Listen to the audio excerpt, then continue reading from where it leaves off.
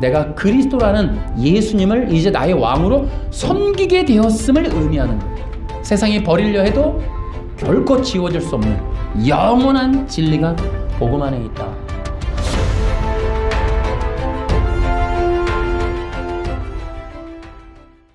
한 해 동안 여러분 승리하셔서 축하드리고 한편으로는 또 수고들 많으셨습니다. 저는 올해 이제 이 언약 시리즈, 그다음에 율법 시리즈를 통해서 어떻게 보면은 이제 기독교의 어떤 신학, 기독교의 복음을 정립하는 어떤 기초적인 토대를 만들었다. 저는 그렇게 생각을 하고요. 내년에는 조금 더 한 걸음 진전하는 그런 시간들을 가져볼까 합니다. 그래서 이 능동순종이라는 것과 또 이 포스트 모더니즘, 이 두 개의 방향을 변증하는 그런 내용들을 좀 해보려고 계획하고 있습니다. 우리는 기독교의 복음을 전하는 중대한 사명을 가지고 있습니다. 교회는 복음을 전하는 것입니다. 복음은 이 성경 안에 있고 이 성경에 있는 말씀을 통해 복음을 전하는 것, 이것을 제가 강조하고 싶어요. 교회, 설교는 복음을 전하는 것이다 라는 거예요. 그렇기 때문에 이제 이 복음을 전하는 것은 복음이 아닌 것들에 대한 이 진리의 변증, 진리의 전쟁, 이런 것들이 병행이 돼야 돼요.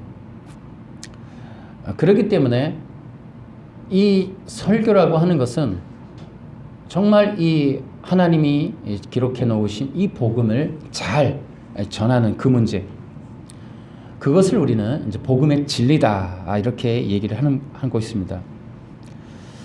저는 지금 이 시대에 예배하고 있는 정말 중요한, 그리고 어떤 어려움에도 불구하고 정말 이 예배를 드리고 있는 귀한 남은 자들, 그들은 이 복음의 진리에 더 많은 관심을 가져야 된다, 이런 생각을 하고 있습니다. 왜냐하면 기독교의 미래를 우리가 생각해 보지 않을 수 없기 때문에 그렇습니다. 여러분, 코로나를 기억하십니까? 코로나 때 어땠습니까? 여러분, 우리는 상상조차 하지 못했어요. 교회에 예배를 드릴 수 없는 상황이 있을 수 있다는 것. 여러분, 우리는 그 급격한 사회 문화의 어떤 엄청난 이 변화를 우리는 직접 목격하게 되었습니다.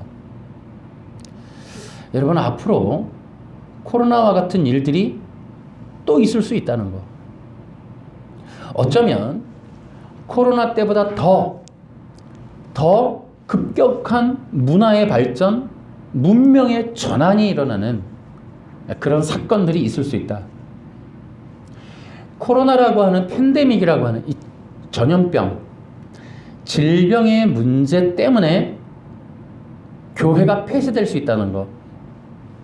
자, 그러면 어떤 문제가, 여러분, 어떤 것들이 더 나타나서 아예 세계적으로 모두가 합리적인 생각 속에 교회를 문 닫아야 된다고 하는 공통된 의견을 도출해낼 수 있는 그런 일들이 벌어질 수 있을까요? 여러분, 경제, 정치, 사회, 교육 분야, 이 모든 분야는 앞으로 급격한 변화가 있을 수 있다. 어떤 변화예요? 우리가 상상할 수 없는, 예측할 수 없는 그런 일들이 있을 수 있다. 자, 그 중에서 우리는 두 가지를 좀 기억해 보려고 합니다. 어쨌든 기독교의 미래는 당장 눈앞에 있는 두 가지는 중요하다. 첫째는 이 문화와 사상을 통한 반기독교적 정서의 확산. 더 글로리 기억나시죠? 수리남 이런 것들. 또 하나가 동성애와 포괄적 차별금지법을 통한 가정과 이 공동체의 붕괴.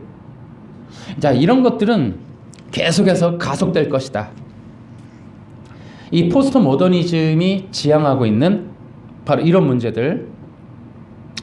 뭐 어떤 책을 보니까 이런 것이 바로 문화 막시즘이다 이렇게도 표현하고 있습니다.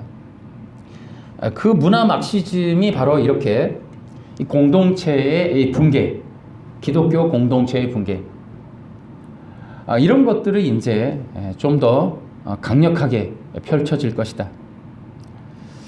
그렇기 때문에 이제 우리는 그러한 문명과 문화의 흐름을 이해해야 돼요. 또 대비해야 됩니다. 분명한 것은 코로나와 같은 일이 또 일어날 수 있다. 코로나 때 3분의 1의 교회가 문을 닫았다. 이런 얘기도 있고, 교인 수 3분의 1이 줄었다. 이런 얘기도 있잖아요. 만약에 한 번 더 그런 일이 있다면 여러분 엄청난 타격을 입게 될 것입니다. 이미 이 문명의 주도자들은 통계를 갖고 있는 거예요. 자, 그렇다면 이제 우리 교회는 어떻게 되느냐? 복음적인 신앙을 확립해야 되겠다. 한 세 가지로 보겠습니다. 첫째는 예수 그리스도와 이 십자가 중심의 신앙. 이거는 결단의 문제예요. 앞으로 그렇게 가겠다. 또 인본적 신앙이 전환이 돼야 돼요. 자기중심적이고 물질적이고 인간중심적인 이런 신앙과 사상이 전환이 일어나야 되겠다. 그리고 반드시 우리의 신앙의 형태는 어떻게 흘러가야 되느냐? 교회 행사 중심이면 안 된다. 물론 사람이 많이 모이기 때문에 사람들 중심의 어떤 행사가 필요하지만 기억하십시오. 절대 진리 중심해야 되겠다. 또 하나 그리스도 중심해야 된다. 그래서 이 기독 공동체에게 지금 절대적으로 요구되는 건 복음에 대한 진리의 확실한 지식들, 그런 교리와 신학적인 입장이 분명해야 된다라는 것을 우리는 기억해야 돼요. 여러분, 교회의 무기는 뭐예요? 복음입니다. 복음. 복음 그러면 생각나는 게 뭐예요? 예수 그리스도예요. 여러분, 교회의 복음이 왜 능력이에요? 복음은 영혼 구원의 능력이 있고 생명의 능력이 있어요. 교회만이 생명으로 인도하는 거예요. 그래서 복음은 능력이 있다. 그리고 교회는 그 능력의 복음을 활용해서 승리하게 된다라는 거예요. 여러분, 기독교 신자를 뭐라고 우리가 규정할 수 있을까요? 영생의 능력을 가진 사람들. 뭐라고요? 기독교인은 영생의 능력을 가진 사람들. 해볼까요? 기독교인은 영생의 능력을 가진 자들이다. 또 한번 이렇게 해볼까요? 생명의 권능으로 사는 자들이다. 생명의 권능이 있는. 아멘? 여러분, 이것이 우리에겐 능력의 능력. 앞으로 우리가 이제 내년에 더욱더 이제 이런 철학과 사상을 보겠지만은 충격적인 건 여러분, 포스트 모더니즘이라고 하는 그 사상 안에는 여러분 자살이라는 게 있어요.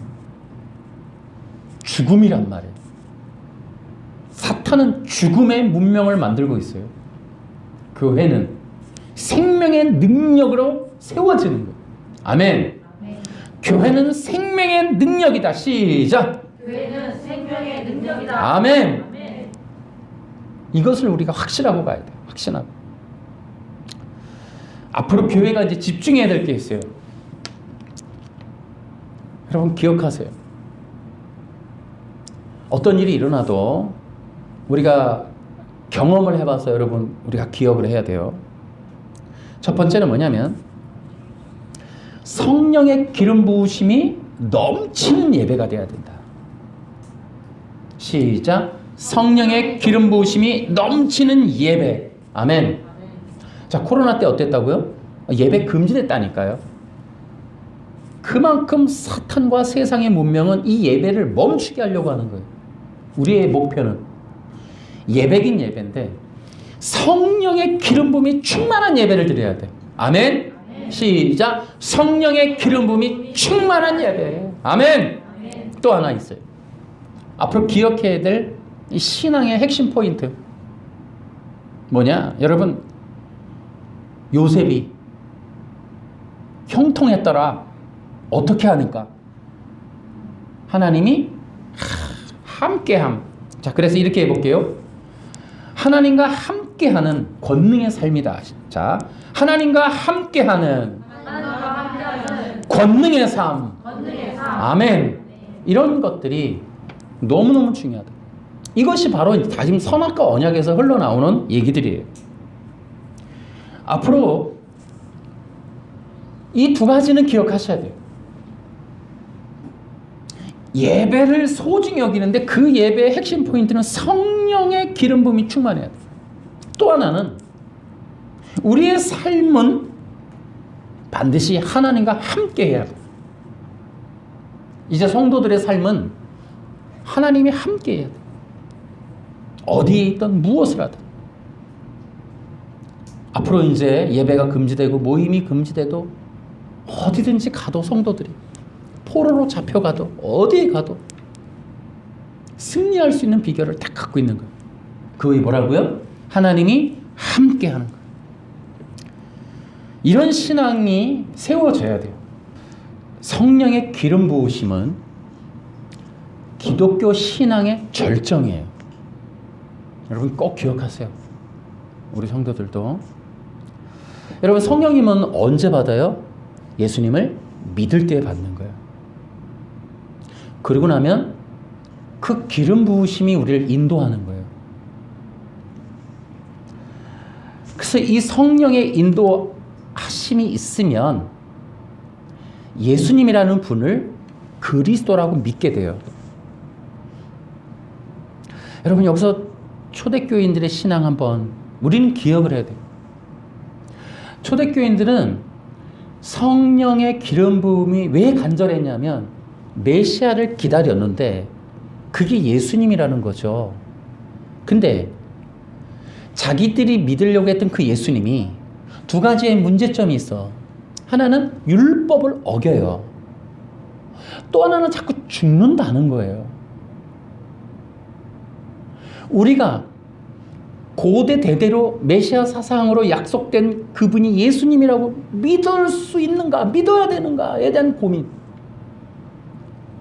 그때 성령이 오시는 거예요. 죽고 부활했었어요. 그분이, 부활하신 그분이 우리가 메시아라고 믿어야 될 그분이라는 그 절대적인 신앙 사상이 세워지는 거예요. 언제?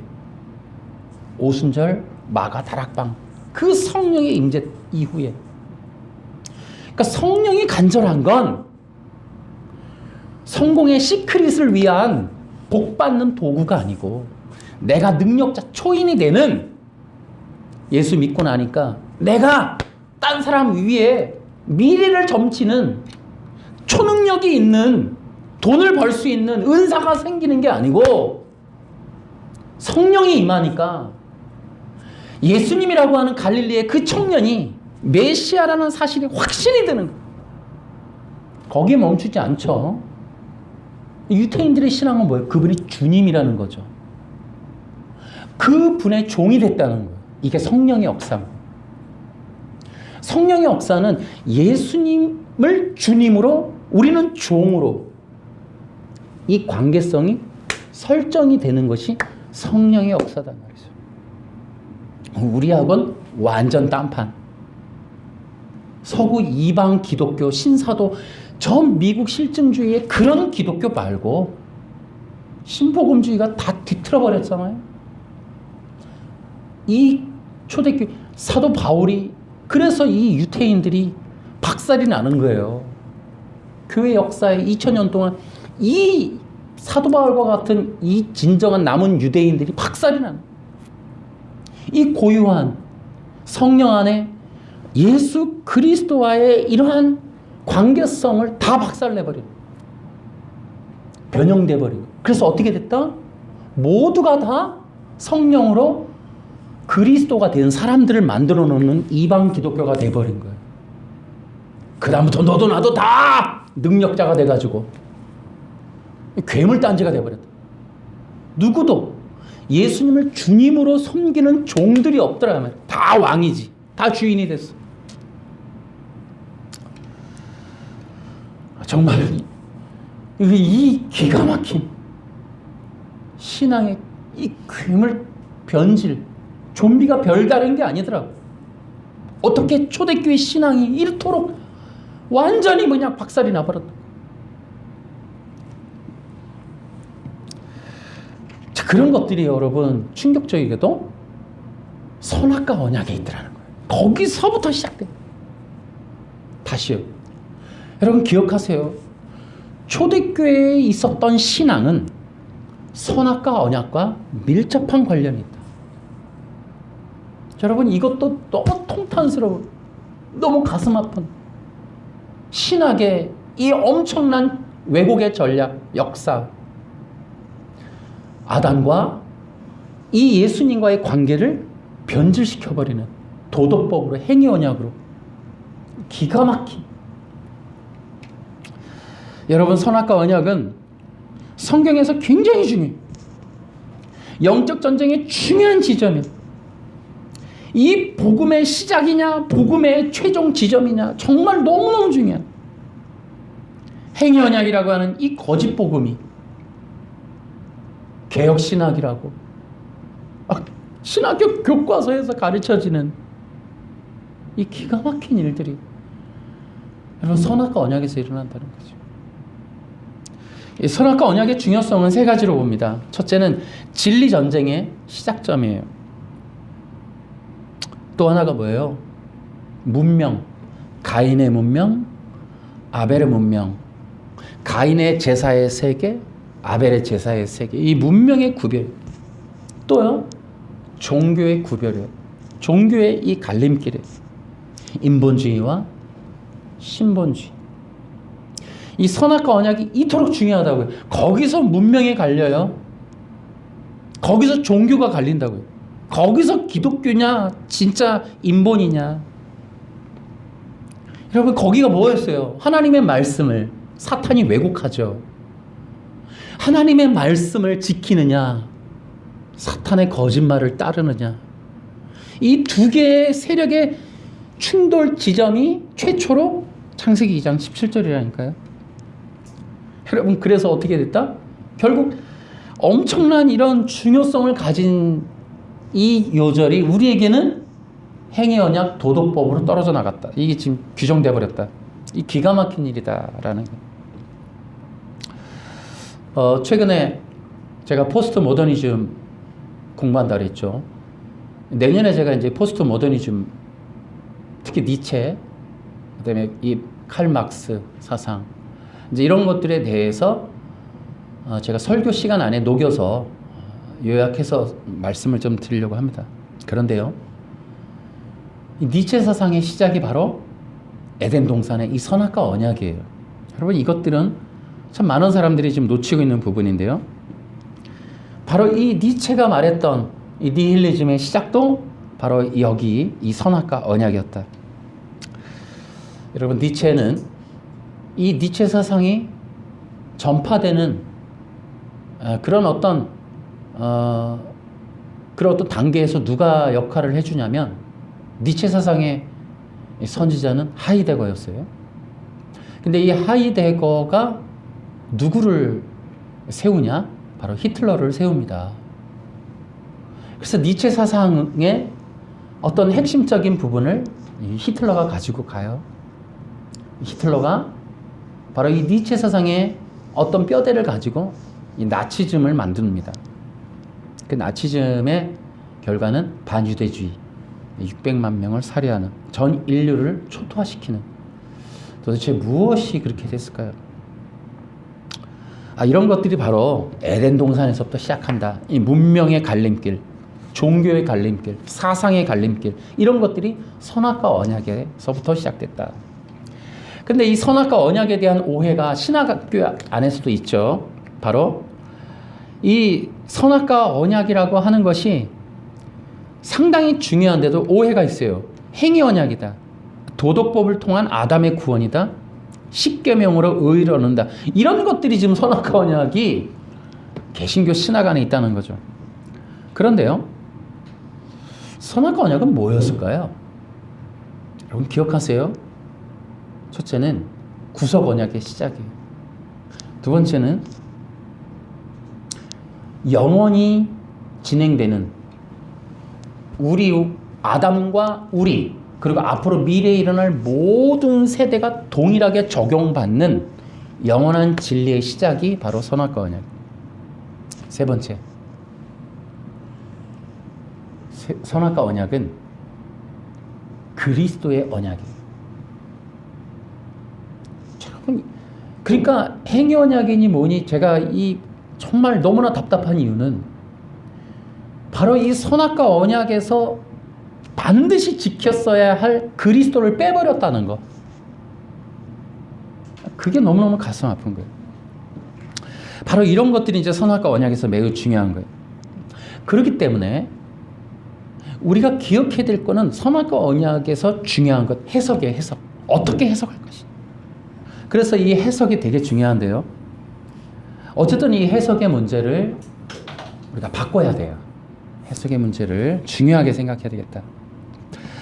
자, 우리가 이제 이 중요하게 이런 부분들을 우리가 살펴보는 이유는 바로 이 선악과 언약에서 전 세계를 지배하는 율법주의 종교가 시작된다.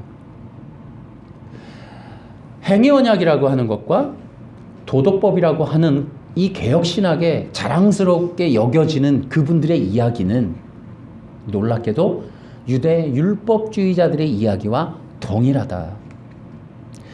그리고 그 유대 율법주의자들이 주장하는 내용을 르네상스 시대서부터 철학으로 만들었다.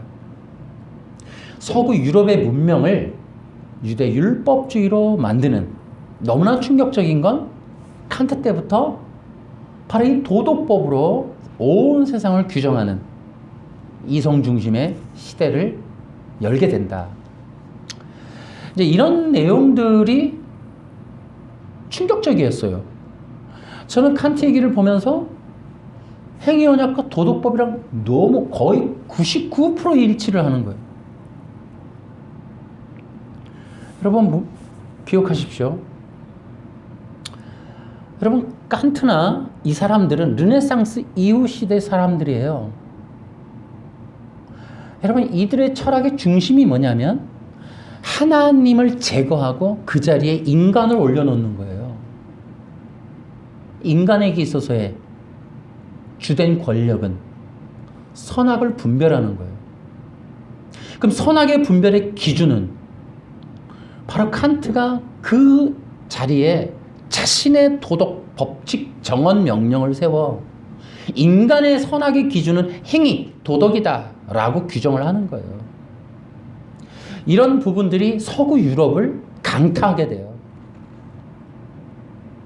인본이라고 하는 것이 너무나 충격적인 것은 바로 중세 이 기독교 시대를 넘어가자마자 신을 대처하는 인간 중심, 인본, 인문 문의 중심으로 인해서 인간이 바로 선악의 중심을 자리 잡는 그리스도를 대체하는 그 문명이, 그 문화가, 그런 종교와 신학 운동이 펼쳐지게 된다.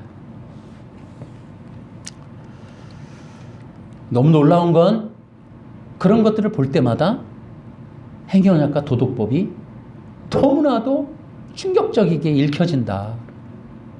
어쩜 그리도 똑같은 얘기들을 하고 있는지.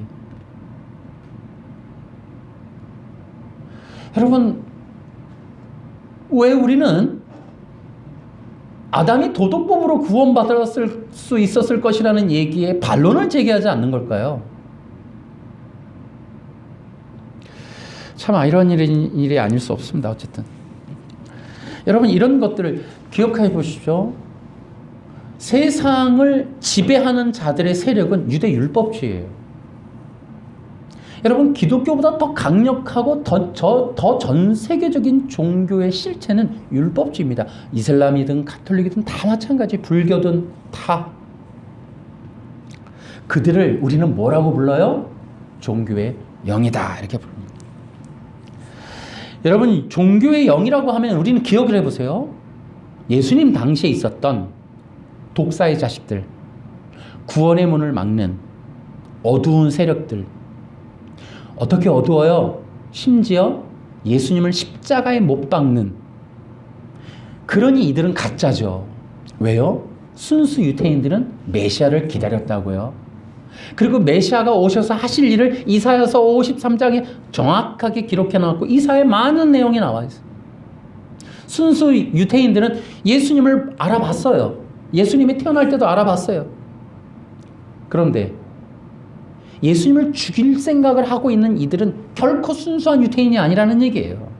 이들을 종교의 영이라고 그러고 그들을 결코 하나님이 자기 백성이라 안 했어요. 마태복음 1장이요. 예수님이 오셔서 뭐 한다고요? 자기 백성 구원하러 오셨어요. 근데 자기 백성은 아닌 거예요. 독사의 자식들. 우리 세력 아니라는, 여자의 후손 세력 아니라는 거죠. 그 가짜들. 그 유대인이라고 자칭하지만 사단의 모임인 그들. 진짜인 척하나 거짓인 그들. 그들을 종교의 영이고 그들의 실체는 율법주의. 그들이 세 가지를 만들어놔요. 여러분 기억해 보십시오. 유대율법 종교의 영이 정통 메시아 사상과 정통 기독교 안에서 만들어 놓는 것 세 가지는, 첫째는 신관 파괴. 하나님을 없애버리는 거예요. 전통적인 창조주 하나님을 없애버려요. 그리고 다른 신을 올리죠. 두 번째, 종교의 틀을 바꿔요. 뭐요? 여러분 기억해 보십시오. 구약에서부터 오는 구약의 종교, 기독교는 언약 신앙이에요. 기억하세요. 오늘 우리 본문 기억나십니까? 예레미야 31장, 에스겔서 36장. 뭐에 대한 거예요? 새 언약에 대한 거예요. 그 예수님이 마태복음에도 내가 새 언약을 성취하는다 뭐 이런 얘기 나오죠. 그래서 언약 종교를 뭐로 바꾼다? 율법 종교로 바꿔요. 그리고 신본주의 종교를 인본주의 종교로 바꿔요. 인간의 행동 행위로. 이 종교의 영은 세 가지를 한다. 신관 파괴, 율법 종교, 인본의 종교. 다시 한번 기억하셔야 돼요. 우리 성경에 있어서의 기독교의 어떤 뼈대는 언약 신앙이에요. 언약 신앙. 언약이라고 하는 것은 하나님의 나라에 대한 이야기고, 하나님의 구속의 계획에 대한 거고, 하나님의 영광에 대한 거예요. 여러분, 그래서 언약이라고 하는 이 성악과 언약도 그렇지만 이 언약이라고 하는 부분은 성경 해석에 매우 중대한 내용이에요. 그래서 이 성경 해석을 위하여 하나님이 정말 이 토판의 발견, 메르디스 칼라인, 마이클 허튼 이런 사람들이 했던 역할은 거기까지. 이 토판의 발견. 우리로 하여금 이 선악과 언약이라고, 이 언약을 해석할 수 있는 방법이 뭐냐. 도대체 선악과를 언약으로 계시한 이유가, 최초의 구속 언약을 바로 이 선악과 언약으로 계시한 이유, 그 중심의 핵심이 뭐예요? 여호와 하나님인 거예요. 여호와 하나님. 이 언약을 시작하시고 언약을 성취하시고 완성하시고 이끄시는 언약의 주권자이신 그분이 누구냐에 대한, 기독교 신앙은 바로 우리가 믿을 그분이 누구냐에 대한 것. 복음서와 서신서의 최대 쟁점은 신관을 드러내는 것. 로마서 1장에도 그 바울이 강력하게 예수 그리스도가 누구냐에 대해, 히브리서 1장도 그 우리가 믿음의 대상인 그분이 누구냐, 그분을 온전하게 세우는. 여러분, 니체가 주장하는 게 신을 바꾸자는 거예요. 신을 바꿀 뿐더러 근거를 바꾸고 완전히 역사를 제거하고 완전히 인간에게 있어서 신이라는 존재 근거를 빼버리자, 이런 얘기가, 그러니까 니체는 신이 죽었다라는 말의 의미란 말이에요. 그러니까 이것은 세상 역사가 하는 얘기예요. 종교의 영이 하는 거예요. 도덕법 행위 언약에 대한 문제가 뭐예요? 구원은 하나님의 주권인 거예요. 하나님과의 관계성인 거예요. 인간이 도덕적으로 자기 중심적으로 무엇인가에 혼자 노력해서 얻는 게 아니란 말이에요. 구원은 하나님의 주권의 영역인 거예요. 있을 수 없다. 누가 도대체 도덕법으로 아담이 구원받는다? 인간이 하나님의 그 언약에 의해서 구원이 이루어지는 거지 절대 있을 수 없다. 여러분, 우리도 그래요. 우리가 지금 구원받았고 예수 믿게 됐고 예배드리고 지금 은혜를 받는 사람이 된 것도 하나님이 주권적으로 우리를 이끄셨기 때문에 그런 거예요. 아멘. 여러분이 뭔가 잘해서 그런 게 아니라니까요. 하나님의 은혜인 거예요. 은혜. 하나님의 은혜가 아닌 게 없는 거예요. 여러분 성령 충만해 보십시오. 여러분의 찬양하고 여러분이 기도할 때마다 뭐가 퍽 튀어나와요? 모든 게 하나님의 은혜입니다. 성령 충만할수록, 은혜가 충만할수록 여러분의 고백은 단순해져요. 나 된 건 내 것이 아닙니다. 모든 게 주님 겁니다. 교만해질수록, 은혜가 없을수록, 기름 부음이 말라갈수록, 그 기름 부음이 끝나면 뭐라 그래요? 내가 나온단 말이에요. 내가. 성령의 기름 부음의 충만함의 그 기준은 여러분 입술 속에서 감탄이 터지, 감사가 펑펑 터지는 거예요. 누가 말하지 않아도 그냥 감사의 노트가 쓰여지는 거예요. 성령의 기름 부음은 여러분 은혜와 감사. 아멘. 여러분 어떠십니까? 매사에 여러분에게 성령님이 작동하면 여러분 감사가 터지는 거예요. 이거 누가 뭐라고 안 해도 돼요. 여러분의 기름 부음이 여러분을 역사를 하고 하루 종일 여러분이 기름 부음 안에 있어 봐요. 은혜의 그 충만함의 그 간증이 펑펑 터져 나오는, 감동을 하는 거예요. 감동을. 내가가 사라지는 거예요. 조건 따지고 환경 따지고 이유 따지고 원인 들춰내서 그 논문 작성해서 제출하는 게 아니고 감사밖에는 할 게 없는 거예요. 여러분 그런 것들이 전부 언약 안에 있다.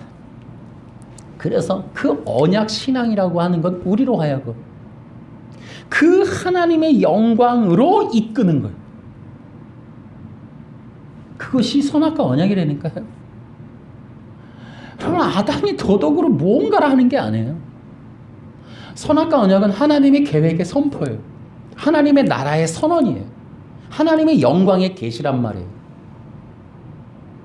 그것이 바로 언약이라고 하는 구성 요소의 첫 번째, 하나님이 누구인가에 대한. 두 번째는 인간은 누구인가. 언약이라는 게 인간은 누구인가. 여러분 모든 철학 사상에서의 핵심이 뭐예요? 인간을 신이라고 주장하는 거예요. 언약 신앙, 선악과 언약이 규정하는, 명문화하는, 선언하는 원시 복음의 시작은 인간은 피조물이라는 거예요. 신이 될 수 없다라는 거예요. 신이 되어서도 안 된다는, 그게 언약인 거예요. 근데 세상 철학은, 세상 문명은 너가 신이다. 여러분 불교 가보세요. 너가 부처다 그러죠. 모든 종교가 그래요. 인간을 주권자로 세워요. 종교의 영이 그래요. 기독교에서도. 여러분 메시지, 인문화된 메시지, 세속화된 메시지, 하나님을 왕으로 두지 않아요. 그리고 여러분의 인생을 여러분이 책임지세요. 여러분이 만들어가세요. 여러분의 생각대로 하세요. 복을 구하세요. 기억하십시오. 복음이라고 하는 역할은 인간을 하나님 앞에 무릎 꿇게 하는 거예요. 하나님의 백성으로 그 자리를 찾아가게 하는 거예요. 이걸 어떻게 또 이제 내년에 좀 더 세세하게 해봅시다. 기억해 보세요. 간단하게 해보면 종교의 영이라고 하는, 기독교 안에서도 여러분 분별하셔야 돼요. 하나님이 없는 상태의 인간에 대한 어떤 이야기들, 요게 인본이라니까요. 복음은 하나님을 제낄 수가 없어요. 하나님 앞에서의 인간의 존재의 근원성을 끝없이 밝혀내는 거예요. 하나님과의 관계성, 하나님 안으로 들어가게 하고 하나님 창조주이신 그 하나님의 백성임을 기억하게 하는 게 복음인 거예요. 그러니까 인간 자체의 어떤 영광을 빛나게 하는, 여러분 이게 엄청나게 많은 거예요. 여러분, 그래서 이 종교의 영에 대한 분별 얼마나 중요한지 몰라요. 종교의 영은 다른 종교이기도 하지만 교회 안에, 복음 안에, 기독교 안에 있는 다른 세력들을 얘기하는 거예요. 고린도후서 11장에 나오듯이. 여러분, 그래서 이 창세기서부터 오는 복음의 어떤 그 틀을 기억하세요. 그것은 하나님의 복음이 원하는, 선악과 언약이 원래 의도하는 건 영혼 구원이에요. 그 하나님 나라의 완성이고 그리스도의 영광이라고. 그러니까 이 선악과 언약에서 하나님이 이 복음을 전하는 복음의 의미는 영혼 구원을 위해서 주시는 거예요. 이해되죠? 하나님의 말씀이니까 영혼 구원이죠, 당연히. 복음은. 그 다음에 하나님의 나라의 완성이란 말이에요. 세 번째가 그리스도의 영광. 모든 인류를 그리스도로 통합하는 거. 통일되게 하는 거. 모든 인류를, 모든 만물을 그리스도로 세우는 거. 그리스도의 영광이. 그게 선악과 언약에서부터 나온다고요, 이게. 그런데 사탄이 거기서 이제 거짓말을 하잖아요. 뭐라고 해요? 세 가지. 너는 하나님처럼 될 수 있어. 너는 죽지 않아. 너가 선악의 기준이 될 수 있어. 이 얘기를 한단 말이에요.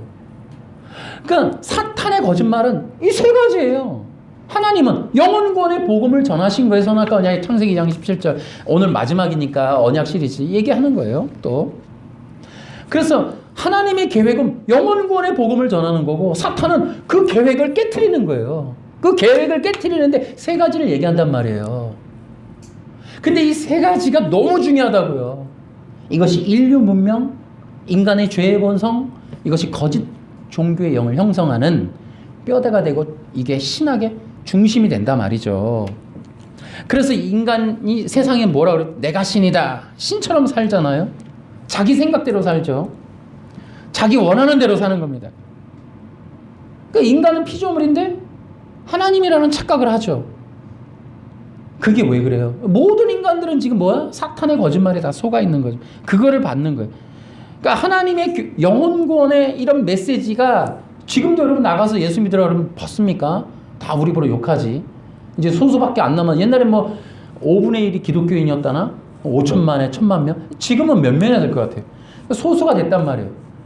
지금 천주교, 불교, 기독교 세 번째예요. 인지도, 인기도, 선호도 모든 거에 세 번째란 말이에요. 기독교는 이제 소수의 종교가 됐고 주류가 안 됐어요. 그래서 뭐 어떻게 돼요? 이제 기독교를 찾는 사람은 이제 상당히 독특한, 뭔가 부족한, 열등한, 뭔가 잘못된 사람들이라는 의식을 갖게 되는 세상으로 여러분 진입해 들어가는 거예요. 이제 우리 그 아래 우리 자식들 세대는 예수 믿고 교회 다닌다고 하는 게 굉장히 어려워지는, 말하기가 이제 여러분 굉장히 희한한 세상에 이제 도래하는 거죠. 이제 이 모든 것들이 뭐예요? 이 사탄의 거짓말로부터 시작됐다. 이제 이런 문제들을 우리는 이제 고민하지 않을 수 없어요. 기독교 신뢰할 만한가? 기독교 여전히 효력이 있는가? 기독교 여전히 살아있는가? 이런 세상의 어떤 회의적인 것들을 우리는 답을 해야 돼요. 기독교는 영원하다. 무엇이? 기독교가 가지고 있는 복음 때문이다. 복음이 무엇이길래? 복음에는 영혼 구원의 능력이 있다라고 하는, 이것은 영혼부터 영혼까지 영원한 것이다. 결코 없어지거나 사라지거나 죽는 것이 아니다. 여러분, 이런 내용들을 확신할 수 있는 그런 기독교인들을 만들어내야 된단 말이죠. 세상이 욕해도, 세상이 버리려 해도 결코 지워질 수 없는 영원한 진리가 복음 안에 있다. 그 복음을 믿고 신뢰하기 때문에 나는 하나님을 예배하는 걸 멈출 수 없다. 이런 신앙적인 노선, 이런 것들을 우리는 준비해야 된다. 우리뿐만 아니라 우리 아래 세대에도 그렇게 된다. 그래서 이 기독교가 가지고 있는 생명의 능력을 우리는 지켜가야 된다. 여러분, 복음이라고 하면은 성경에서 어떤 복음이 있을까요? 여러분, 복음이라고 하는 것이 갈라디아서 1장에는 다른 복음을 전하면 저주를 받을 것이다. 사도 바울 얘기했어요. 고린도후서 11장에는 다른 복음을 전하는 자들이 있다 얘기했어요. 다른 복음, 다른 예수, 다른 영. 다른 복음이 있나요? 예, 있죠. 그것이 바로 율법에 관련된 율법 종교들. 그러면 우리 성경에서 하나님이 전하는 복음은 뭐라고 부르면 좋을까요? 복음. 어떤 복음이 있을까요? 그것이 메시아의 복음인 거예요. 그리스도의 복음이다. 우리 한번 해볼까요? 그리스도의 복음. 그리스도의 복음. 네, 메시아. 오늘 여기에 써 있죠. 그 메시아의 복음. 누구냐 말이죠. 하나님의 아들이시며 하나님의 말씀이시며 영원한 하나님 본체이신 그분이 누구냐에 대한 얘기. 이게 너무너무 중요하다고 여러분. 여러분 제가 이렇게 종교의 영을 살펴보고 인문학도 살펴보니 예수님을 공격하는 거짓 진리가 너무 많아요. 대표적인 게 예수님을 공격하고 예수님을 모욕하는 최대 거짓 종교가 능동순종이라고 해요. 능동순종. 능동순종이 뭐예요? 예수님이 율법을 지켜서 의를 쟁취하셨다. 믿어지십니까 여러분? 이게 개신교 신학이라니까요. 여러분 이런 얘기들을 우리는 복음이라고 말하기는 부끄럽습니다. 메시아의 복음, 그것이 바로 성경에 기록된 하나님이 전하신 복음이에요. 하나님의 아들 그리스도를 따르는 그분이 바로 영원한 하나님이시라는 거죠. 그런데 그 메시아의 복음이 구약에서부터 전해져 오는 내용이 뭐냐 하면 이것은 우리에게 큰 가르침을 줘요. 복음이라고 하는 건 그리스도를 섬기는 거예요. 뚱하실 거예요. 다시요. 정리해 볼까요? 우리는 다 복음을 안다 생각해요? 다 복음을 믿었대요. 근데 이제 송구영신 예배라든지 여러분 생각해 보십시오. 우리 기독교라고 하는 것의 내용이 뭐냐면 예수 믿고 나면 복을 받기 위해, 성공하기 위해, 능력 받고 은사 받기 위해 또 다른 것들을 또 해요. 그러니까 복음이 목적이고 복음이 전부고 복음이 기초고 복음이 방향성이 이런 게 아니란 말이에요. 우리는 복음은 도구, 발판, 전초 단계, 수단, 그리고 내 문제, 나의 영광, 나의 욕구 해소. 그런데요, 메시아의 복음이라는 게 참 독특한 건 구약에서부터 흘러나오는 건 이 분명한 거예요. 복음은 그냥 막연히 어떤 구원받는 게 아니고 메시아, 어떤 대상이 있는 거예요. 우리의 구원자, 그 분에 대해서 구약은 뭐냐면 그리스도이신 그분을 섬기는 것이 신앙인 거예요.